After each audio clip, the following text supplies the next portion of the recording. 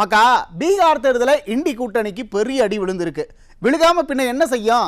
திமுக மாதிரியே குடும்ப கட்சியா இருக்கிற ஆர்ஜேடிங்கிற கட்சியும் குடும்ப கட்சியா மாறி தேஞ்சி போன காங்கிரஸ்ங்கிற கட்சியும் கூட்டணி வச்சு அது போதாதுன்னு குடும்ப ஆட்சி நடத்தி ஜனங்களை படாத பாடுபடுத்துற ஐயா ஸ்டாலினை கூப்பிட்டு போய் பிரச்சாரம் பண்ணாங்க.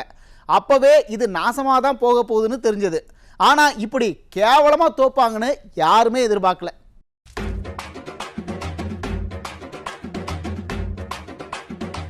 குடும்ப ஆட்சியை, குடும்ப அரசியலை, குடும்ப கட்சிகளை இந்திய மக்கள் வெறுக்கிறாங்கன்னு பீகார் எலெக்ஷன்ல ரிசல்ட்டை பார்க்கும்போதே தெளிவாக தெரியுதுங்க.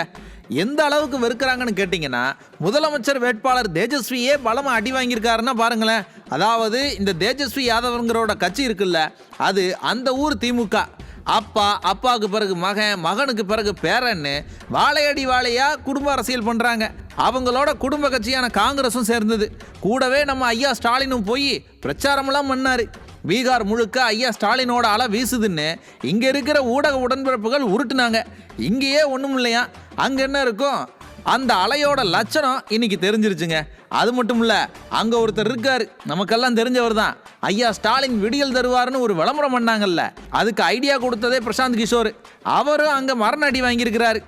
அவர் வாங்கின அடியை பார்க்கும்போது கூட்டம் சேர்க்கறது, மீடியாவில் விளம்பரம் பண்ணுறது, இந்த ஃபேஸ்புக்கு ட்விட்டரில் வாங்குற லைக்கு ஷேரை வச்சு அரசியல் பண்ண முடியாதுன்னு தெளிவாக தெரியுதுங்க.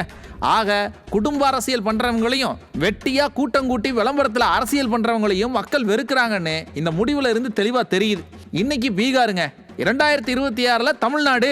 சொல்ல போனால் குடும்ப அரசியலை முதல்ல தூக்கி போட்டதே தமிழ்நாடு தான். 2011 ஐயா கருணாநிதியை நம்ம மக்கள் எதிர்க்கட்சி தலைவராக கூட வரவிடலை. அதுக்கு பிறகுதான் இந்தியா முழுக்க குடும்ப கட்சிகளுக்கு அடி விழுந்தது.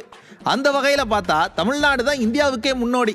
என்ன, நாம் 2021 கொஞ்சம் போலி வாக்குறுதிகளை நம்பி விழுந்துட்டோம். ஆனால் பீகார் மக்கள் போலி வாக்குறுதிகளை நம்பலை. நாம் மறுபடியும் 2021 குடும்ப கட்சிகளை விரட்டி அடித்து தலை நிமிர்ந்து நிற்கணும்.